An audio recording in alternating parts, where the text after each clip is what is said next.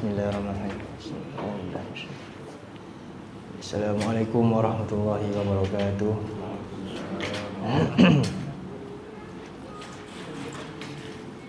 A'udzubillahi minasyaitonirrajim. Bismillahirrahmanirrahim. Alhamdulillahirabbil alamin. Nahmaduhu wa nasta'inuhu wa nastaghfiruh. Wa na'udzu billahi min shururi anfusina wa min sayyiati a'malina.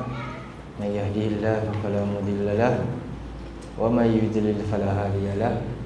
Asyhadu an la ilaha illallah wahdahu la syarika lahu wa asyhadu anna nabiyyana Muhammadan abduhu wa rasuluhu la nabiyya ba'dahu.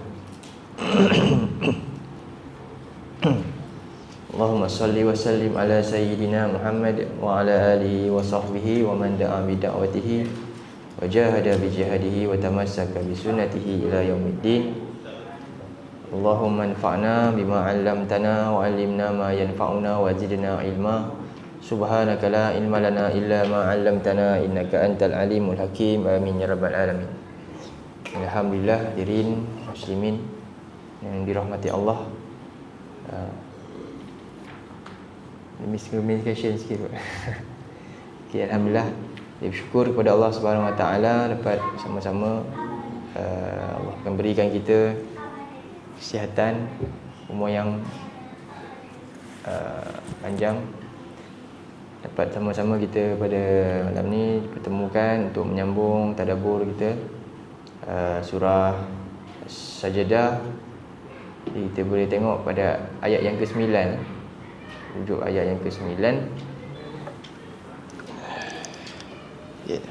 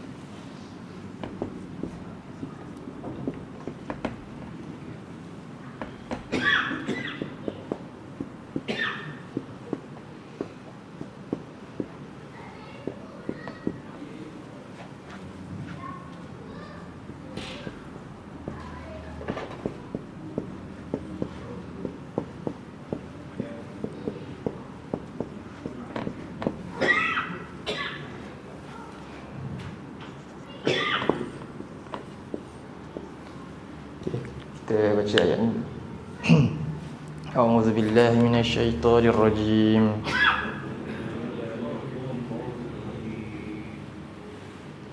Thumma sawwahu wa nafakha fihi min ruhihi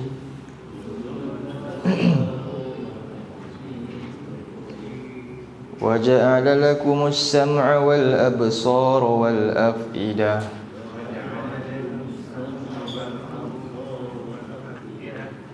Qalilan ma tashkurun. Baik, summa sawwahu. Baik, setelah Allah Subhanahu Wa Taala menceritakan tentang kejadian Nabi Adam dan zuriatnya, ayat 9 menerangkan lagi, summa, kemudian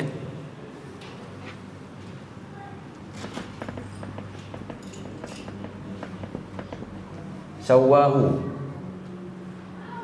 Sawwahu maknanya Allah daripada makna sama dengan tamma, menyempurnakan.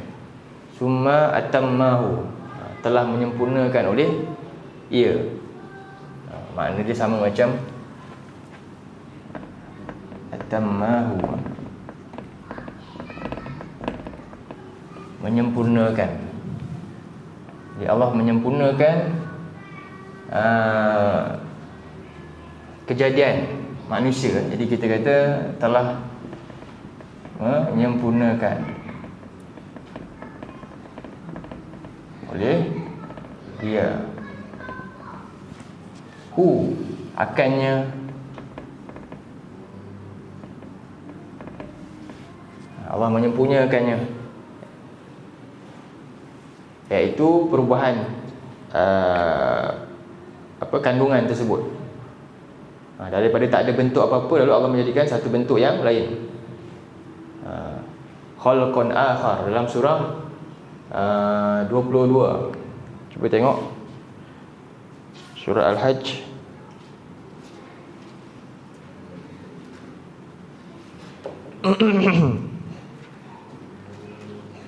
ayat yang ke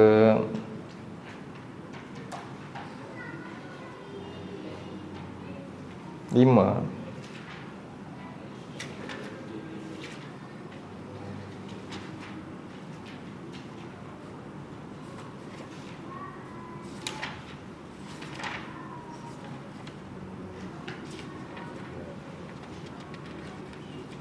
Okay, ni kita ambil surah lain. Bawah surah 23. Ambil surah 23.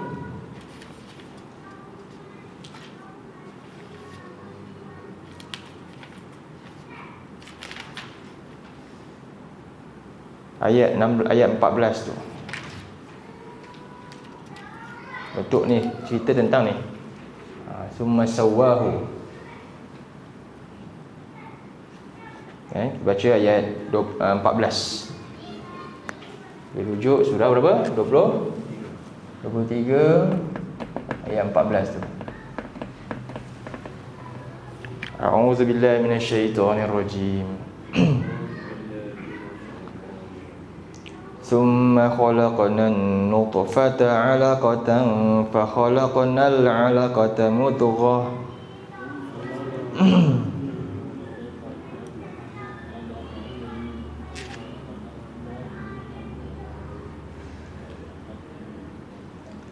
فخلقنا المضغة عظاما فكسونا العظام لحما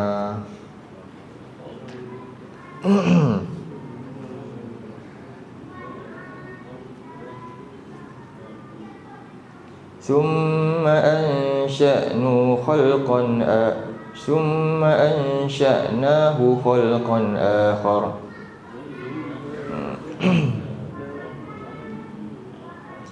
Fatabarakallahu ahsanul khaliqin. Ini proses kejadian manusia peringkat demi peringkat dalam rahim ibunya. Kemudian kami ciptakannya nutfah, air yang tumpahkan campur dengan lelaki dan perempuan, kemudian menjadi alaqah. Nutfah menjadi alaqah. Fa khalaqnal 'alaqata mudghah. Jadi alaqah menjadi mudghah. Di fa khalaqnal mudghata izama. Lalu kami ciptakan mudghah tadi menjadi daging tulang. Fa kasawnal izama lahma. Tulang itu kemudian dibalut dengan daging. Sempurnalah adalah bentuk. Sebelum ni asalnya segumpal darah saja kan. Jadi summa ansha'nahu khalqan akhar, kemudian kami ciptakannya dengan ciptaan yang lain, yang sempurna maksud dia. Sehinggalah berupa seorang insan bashar. Fatabarakallahu ahsanul khaliqin. Maka maha berkat Allah sebaik-baik pencipta baik. Jadi sebenarnya setelah sempurna bentuk manusia ni berusia berapa ni? Sawwahu ni agak biasa ni dalam hadis 120 hari 4 bulan. Ni setelah 4 bulan iaitu 120 20 hari. Proses ni berlaku ni. Ni Allah mula proses seterusnya ini, iaitu memberikan kehidupan. Allah utuskan malaikat untuk tiupkan roh. Allah utuskan malaikat untuk tiupkan roh. Wa nafakha fihi min ruhi. Lalu kami dan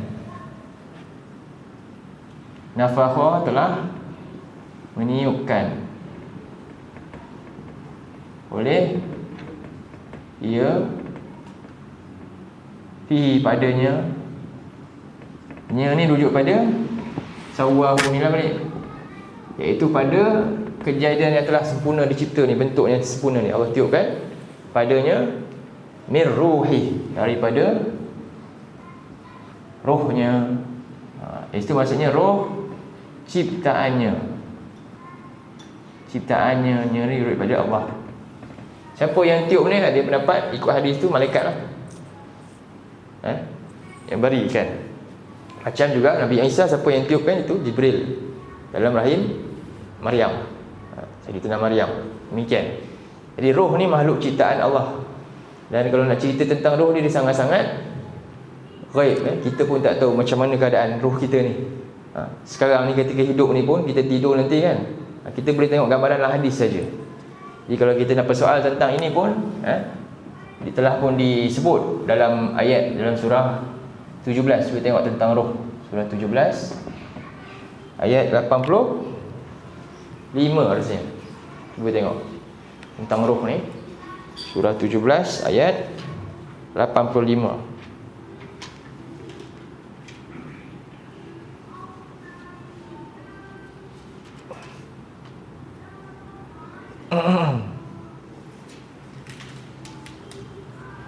Nombor 18 ayat 1785. Surat berapa ni? 290.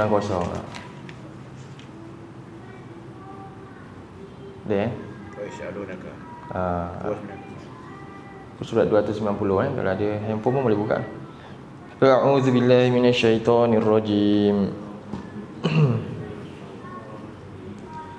Wa yas'alunaka 'anir ruh. Qulir ruhu min amri rabbi. Wa ma utitum minal ilmi illa qalila.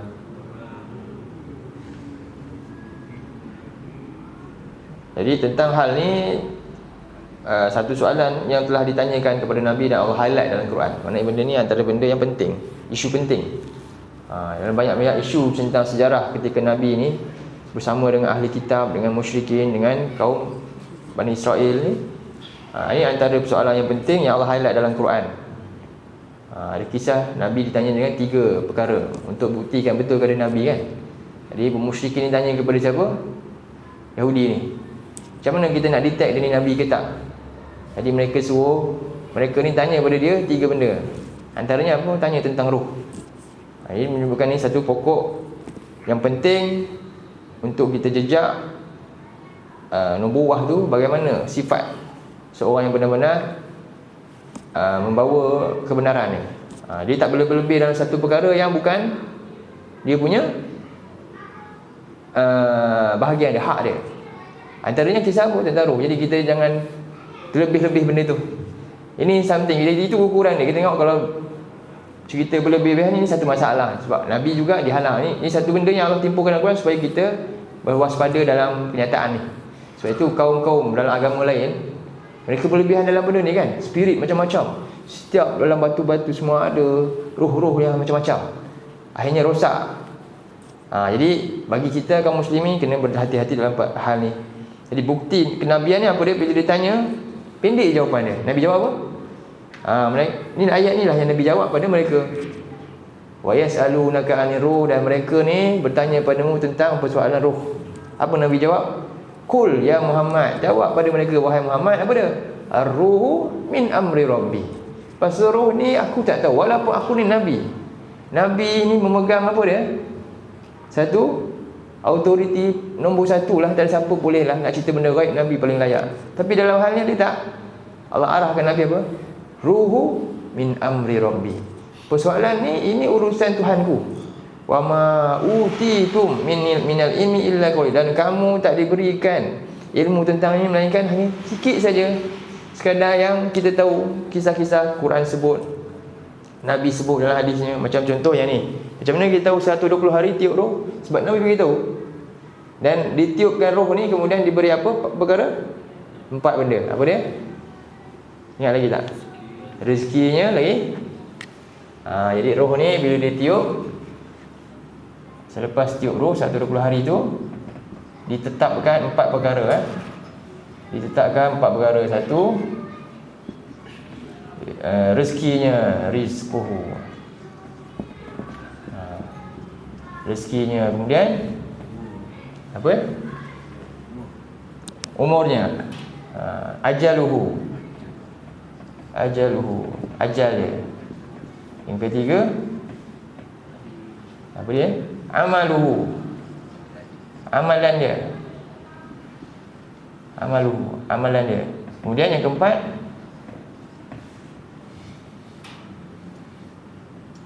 bahagia atau celaka. Sa'idan atau apa dia, bahasa dia kata apa? Ingat siapa-siapa? Bahagia atau celaka lah. Saya tak ingat matan Arab dia. Dua benda. Lawan dia apa?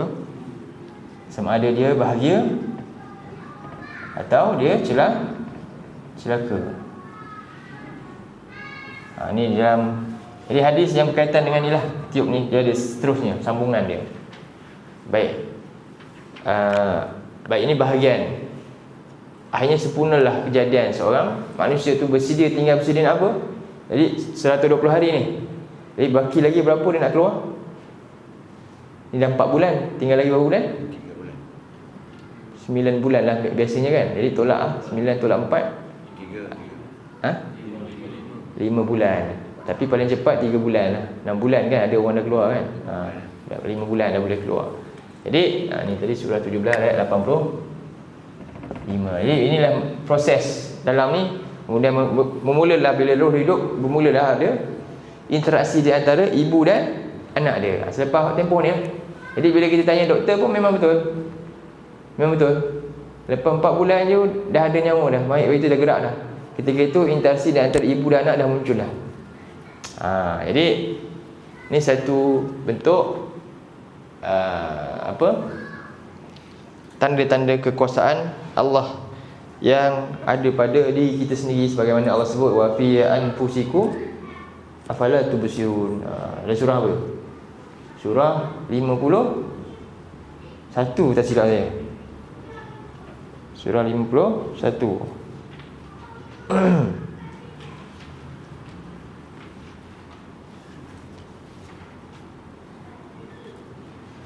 Betul ke? Yang murid-murid ada kat sini ni. Ni 3 orang ni. Betul?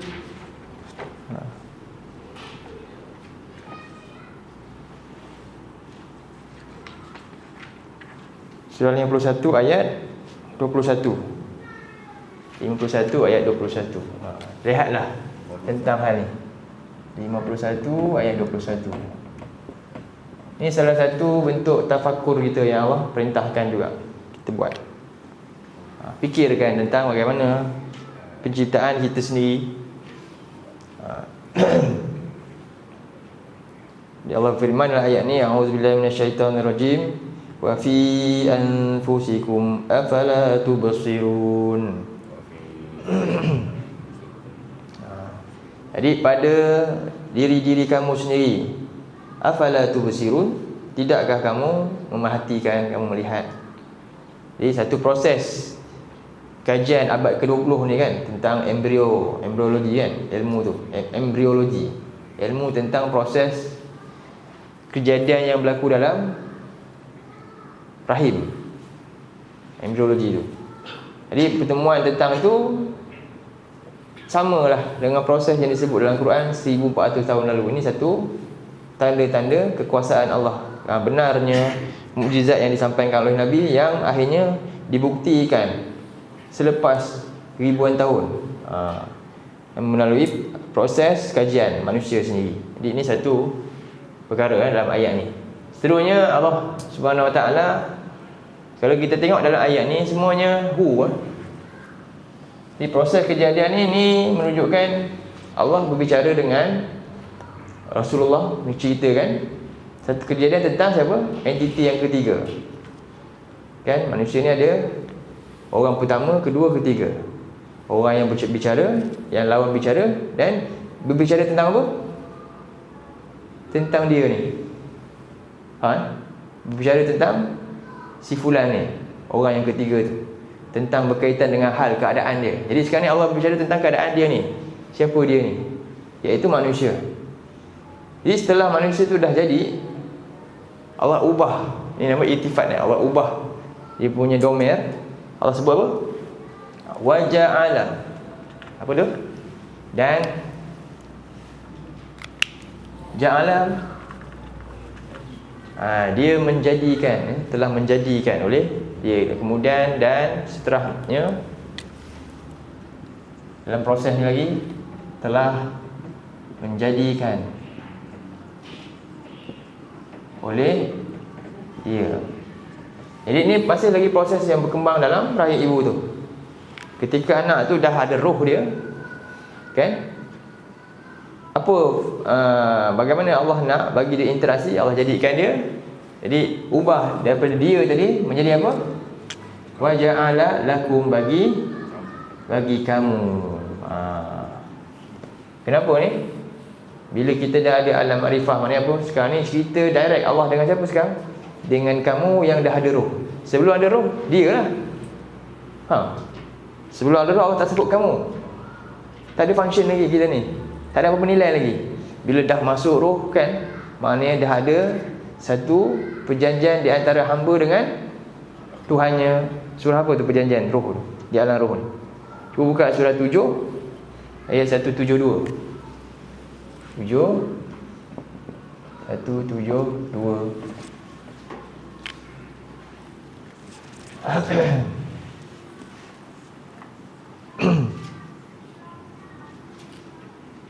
Jadi setiap roh yang dimasukkan tu ada perjanjian dengan pencipta dia.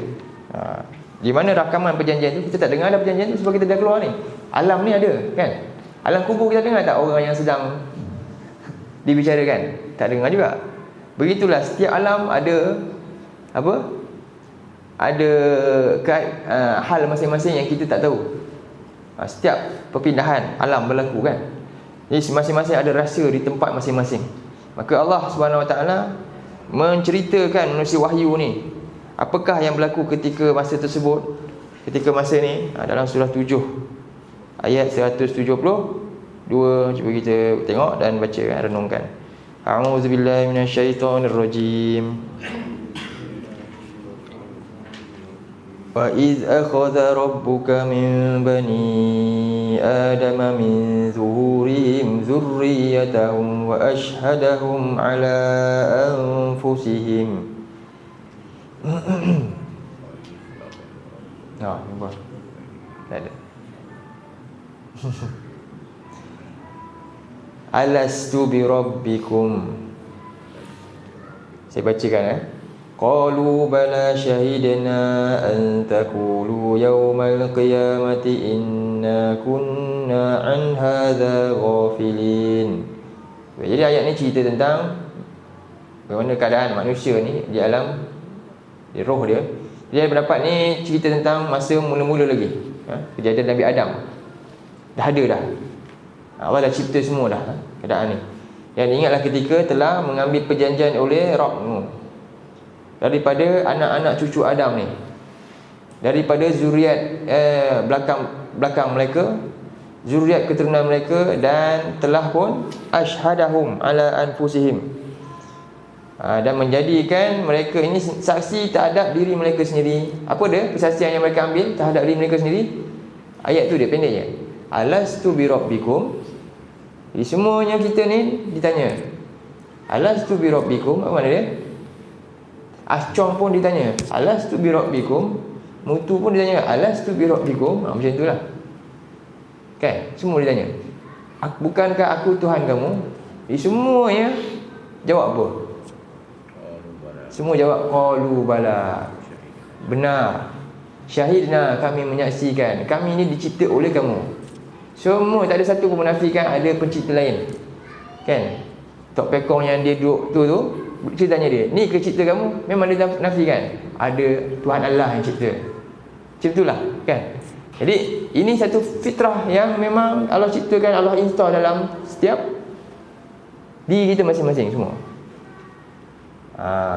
Kereta tu enjin semua sama je asal dia. Tapi bila dah keluar tu jadi apa? Daripada 1.6 dia naik jadi 1.8 pula dah. Turbo pula dah. Contohnya motor standard jadi apa?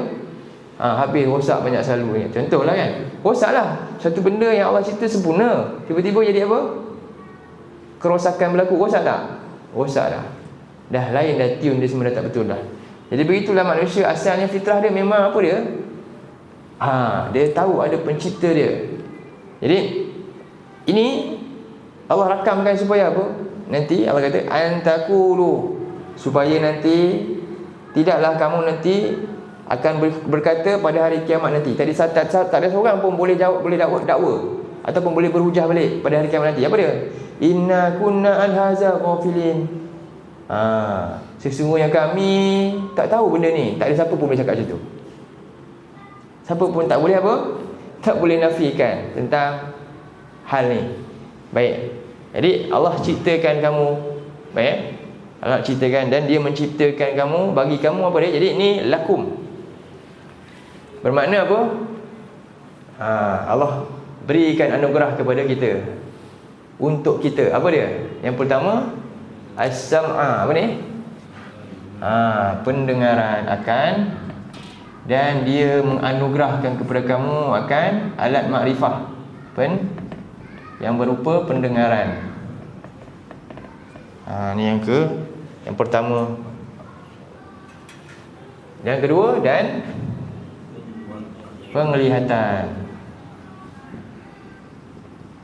Yang ketiga, dan afidah ni al-qulub, al-aql, banyak makna, ataupun perasaan, ataupun pemikiran. Itu semua apa dia? Rujuk pada afidah. Al-afidah. Jadi kita nak kata apa dia? Akal lah. Akal fikiran. Akal fikiran. Baik, inilah 3 alat makrifah. Alat makrifah ni sebut alat makrifah. Apa maksudnya alat ni? Perkakasan lah kan. Alat untuk mengenal. Alat untuk kita boleh mengenal pencipta. Yang pertama, sebab tu Allah SWT tegaskan yang nombor 1, yang utama yang ni dulu. Jadi yang berfungsi nanti dalam perut rahim ibu ni apa? Pendengaran dulu. Ni yang pertama, iaitu pendengaran. Apakah besarnya peranan pendengaran ni untuk mengenal banyak perkara, terutamanya adalah Allah perintah untuk mengenal pencipta, untuk dapat rahmat dia. Sebab itu Allah Subhanahu Wa Taala antaranya dalam surah 7 ayat 204. 204. Pendek ayat tu. Antaranya apa fungsi dia ni bila kita lahir ni? Antara benda yang elok kita selalu perdengarkan. Ibu pun kalau anak dia lahir pun boleh awal-awal dengarkan apa dia? Al-Quran, dengarkan. Supaya dapat rahmat. Itu kita nak. Sebab tu Allah perintah dalam ayat tu apa dia?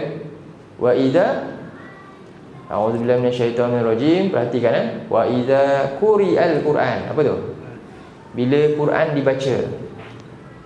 Fastami'u. Apa tu? Dengar betul-betul. Fastami', dengar. Perkataan sami'ah lah tu.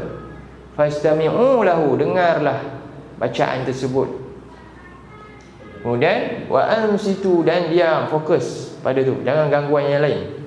Yang ada campur aduk gangguan yang lain. Untuk apa tujuan dia? La'allakum turhamun. La'allakum turhamun, supaya kamu dapat rahmat kasih sayang Allah. Penting benda ni. Sebab itulah boleh amalan tu kan, dengar kan. Ibu ni lagi-lagi ni untuk apa? Anak ni banyakkanlah dengar tu. Janganlah duk dengar apa benda lain, dia akan merosakkan. Hilang rahmat Allah sebenarnya maksud dia. Hilang rahmat Allah. Jadi itulah yang kita nak kepada anak-anak kita. Biasakan dengar Quran. Siapa yang tak suka kita dengar Quran?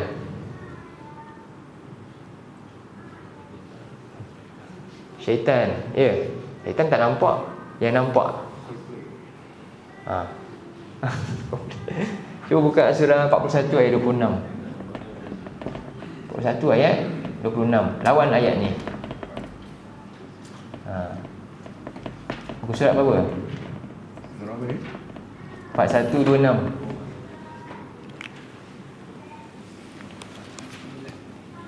Apa?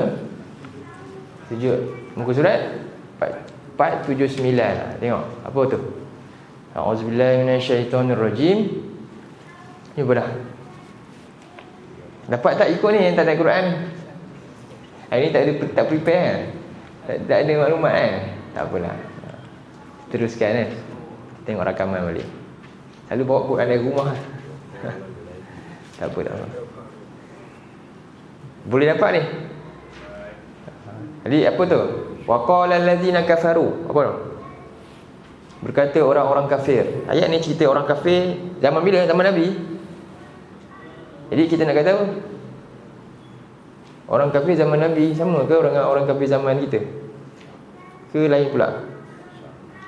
Kenapa Allah cerita dalam Quran yang ni? Apa tujuan Allah cerita zaman tu punya cerita kan? Untuk kita hari ni sampai kiamat boleh baca. Apa tujuan?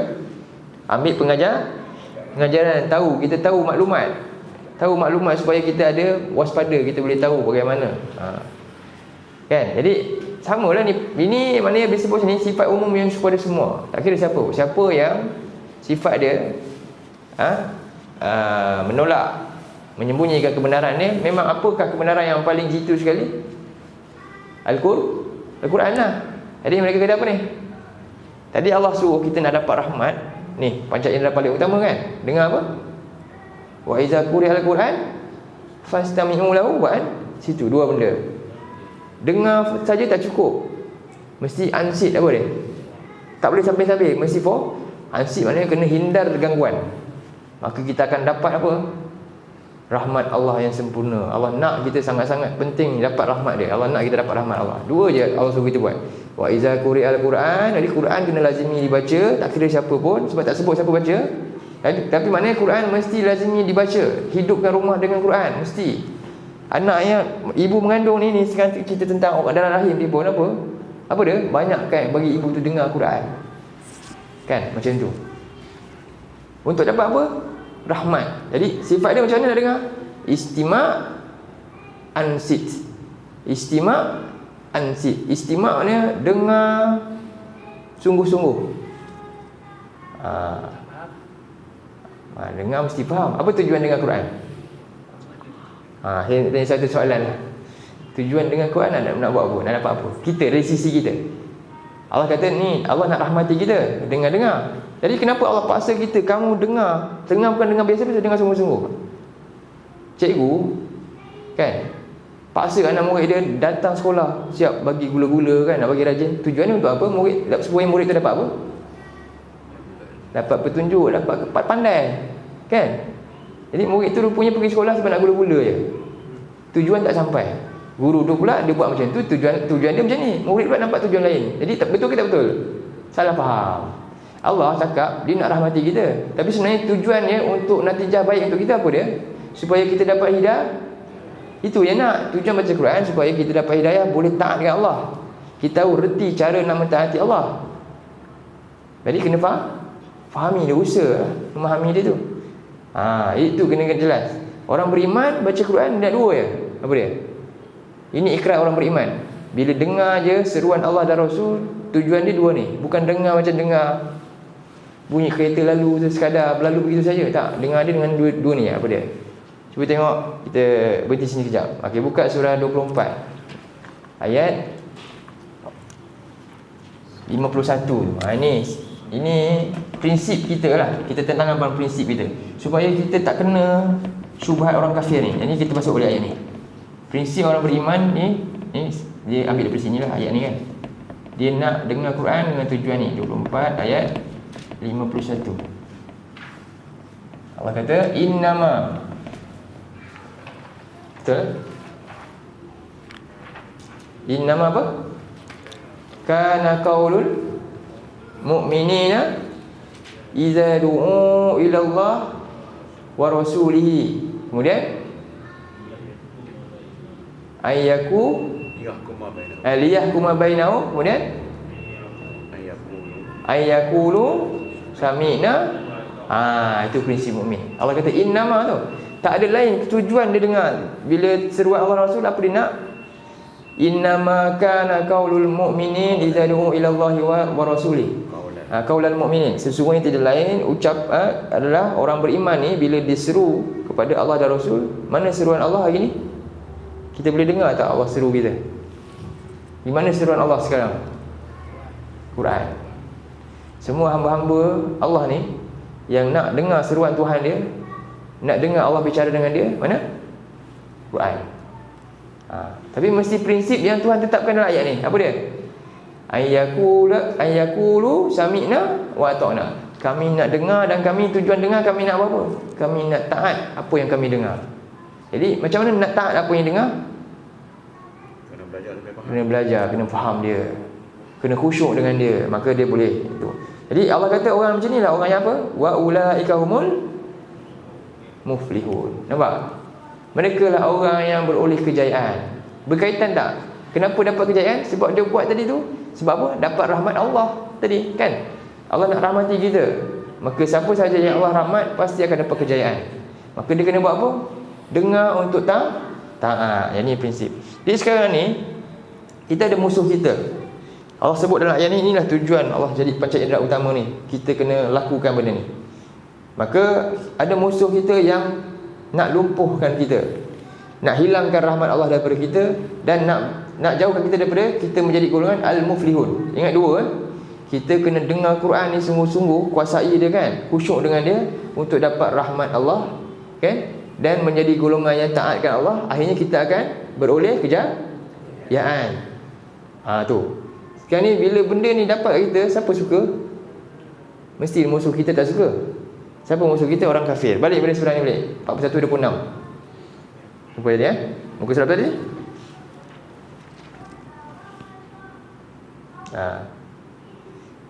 Okey, muka surah apa ni? Jumpa kan? Apa kata orang kafir? Wa qala allazina kafaru? 79. Jadi orang kafir kata bila dia nampak ni la tasma'u li hadzal Quran. Jadi dia nak kalau boleh mereka tak nak dengar. Sebab apa? Mereka takut sama dia mereka pun terpengaruh. Dan kalau boleh kita pun mereka tak nak kita dengar. Jadi kita faham dah kenapa dia ada peringkat dengar tadi untuk apa? Jadi kita baca kan, dengar tadi kita baca, dengar, kemudian kita nak fahami dia, dan kita nak buat apa? Taat. Bila kita taat, Allah kata dia kita akan jadi orang yang beroleh kejayaan. Ni, ini sangat dibenci oleh orang kafir. Sebab tu ni langkah dia nombor satu yang kita kena nampak. Jadi kita ingat orang kafir ni nak kalahkan kita dengan bom. Kekuatan ni ditanam, tak kira lah bom jatuh kat depan mata pun tak ada masalah. Betul tak? Tak ada masalah. Ini bila kekuatan ni tak ditanam, apa dia? Tak dapat gadget pun dah apa? Mengamuk dah. Cuba bayangkan. Mereka tu dalam gelap tu kan, Quran ada je. Macam itulah hidup dia. Bersabar, mampu mengharungi. Sebab tu Allah pilih mereka. Allah tahu mereka ni orang yang jiwa dia dah apa? Dah lengkap dah. Jadi kita sebenarnya kena malu tu benda tu. Jadi ini perangkap pertama dia. Dia suruh kita jangan dengar, maksudnya apa? Jangan bacakan Quran ni, jangan bagi faham, jangan ajar tajwid, jangan ajar semua tu. Kalau boleh langsung tak ada lagi bagus. Yang kedua, jangan bagi faham dia. Sebab apa? Nanti mereka tahu macam mana. Jangan bagi dia taat. Jadi kalau dah faham pun jangan apa? Dengar-dengar je, sonor-sonor je, tak payah buat apa-apa. Tak payah taat. Inilah langkah 3. Jadi kalau dapat yang pertama, dua ni lumpuh. Sekarang ni yang pertama dapat. Mungkin tak dapat, akhirnya ramai yang baca. Tapi yang kedua, ini dapat ni. Kan? Ni kita belum berusaha betul-betul lagi. Dan yang ketiga ni kita mungkin taat. Ataupun mungkin tak juga. Ini kita kena jaga-jaga. So itu kesan dia. Seterusnya apa dia buat? Yang kedua, kita bincang sampai sini je dulu ni. Nombor 1 alam makrifah pertama. Wal ghaufi fihi. Al-ghaw maknanya? Al-ghaw ni fi'il amar. Buat lara. Lara apa? Hinga bingar. Lagi? Sia-sia. Coldplay. Contohnya. Lagi apa lagi? Macam-macam. Kan? Buat benda ni. Jadi kenapa? Ini nak menguatkan lagi strategi pertama ni. Dia tak boleh nak halang kita nak baca juga kan. Apa nak buat? Dia tarik perhatian kali, alihkan ke tempat lain pula. Jadi akhirnya apa? Campur-campur dah. Dua-dua buat. Akhirnya dapat tak? Allah kata tadi apa? An situ. Ni. Syarat nak dapat rahmat yang jitu, yang sebenar-benar apa? Dengar istamiu an situ kan. Tapi mereka tak boleh halang kita dah baca juga. Mereka buat apa? Ni projek kedua. Al-ghaufi. Berlaku ke tak berlaku? Berlaku. Buat lara, buat benda sia-sia. Jadi akhirnya manusia ni buang masa macam tu je. Satu benda yang sepatutnya dia buat, dia tak buat. Dan dia rasa masa dia banyak habis ke lain. Dan dia rasa ini satu benda penting pula. Yang penting yang ni dia tak pergi. Akhirnya berlaku, apa berlaku? Ayat seterusnya. Yang ketiga, la'allakum taghlibun. Apa maksud dia?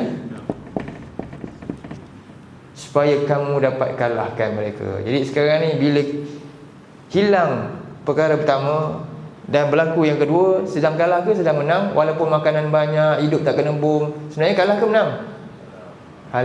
Kalah kat mana? Kalah pada apa sebenarnya? Jadi mereka nak kalahkan ni kalah apa? Badan ni kan, tapi sibuk dak gym je rupanya. Tapi tak dengar ayat-ayat Allah. Contohnya, nampak macam menang kan? Sebenarnya mereka tak heran benda tu lah. Tak heran benda-benda fizikal, mereka tak heran. Mereka nak hancurkan apa sebenarnya? Iman. Daripada mana? Akar umbi iman kat mana? Akar umbi iman Al-Quran. Inilah lumpuh tu. Habis semua dah. Inilah kerja dia. Berlaku ke tak berlaku? Berlaku. Jadi sekarang ni walaupun kita tak kena bom, kita kalah ke menang? Kalah. Jadi kita nak menang balik macam mana? Kembali balik. Masih hidup lagi ni.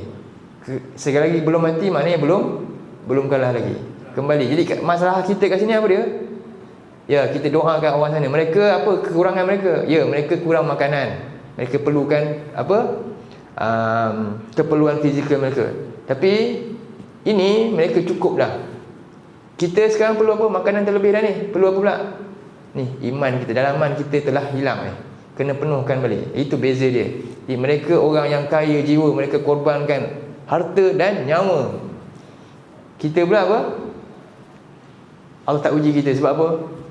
Memang kita tak mampu. Kita tak ada peluang untuk dapat perniagaan yang menguntungkan dari Allah tu. Mereka dapat. Jadi itulah kadang-kadang inilah jalan untuk kita masuk. Jadi Allah kata pertama sekali Allah cerita apa? Allah bagi apa? Pendengaran. Jadi maka apa? Manfaatkan dia masa kamu hidup. Dengar apa? Sibukkan dengan apa? Dengar perintah Allah untuk taat. Hindari daripada gangguan siapa? Musuh-musuh kita ni. Jangan ikut mereka. Sebab tu hari ni mereka ni, orang kafir ni sebenarnya inilah ahli kitab semua sekali. Orang kafir ni musyrikin, ahli kitab, munafik. Inilah dia. Ini dia punya modus operandi. Allah bocorkan dua ni cukup lah. Ni, sejak dari dulu lagi para Nabi datang bawa kitab. Nabi Musa bawa kitab Taurat. Apa Bani Israel buat? Mereka nak dengar ke tak? Nak taat tak? Tak. Bahkan mereka alih benda lain. Betul tak?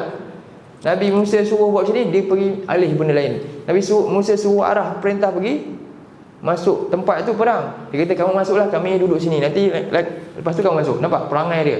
Jadi apa saja arahan daripada Allah dan Rasul mereka, mereka tak nak ambil pusing, tak nak faham, tak nak dengar, bahkan mereka tolak.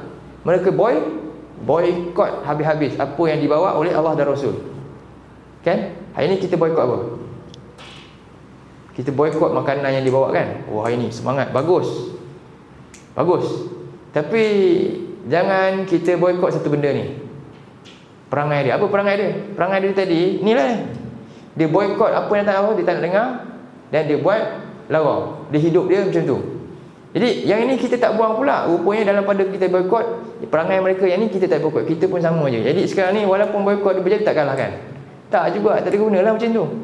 Yang ini yang paling kena nampak sekali apa dia? Ini perangai dia yang jangan kita ikut. Jangan boykot lagi. Faham Quran, baca Quran, jangan boykot. Mari penuhkan. Betul tak? Jangan boykot lagi dah. Biar ramai orang yang mendengar Quran, berusaha memahami dia untuk mentaati dia ni. Kenapa ramai yang boykot lagi benda ni? Kenapa? Kan? Kata dengan masa yang macam-macam. Jadi ambil masa. Jangan lagi boykot ayat-ayat Allah ni.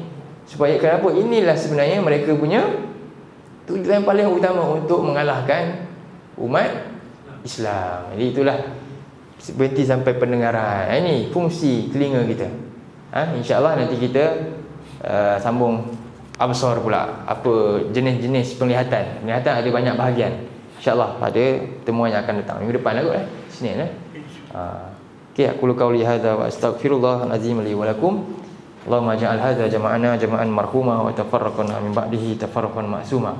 Allahumma inna na'udzubika minal arba' min ilmin la yanfa' min qalbin la yakhsha' wa min nafsin la tashba' min du'a illa yusma'.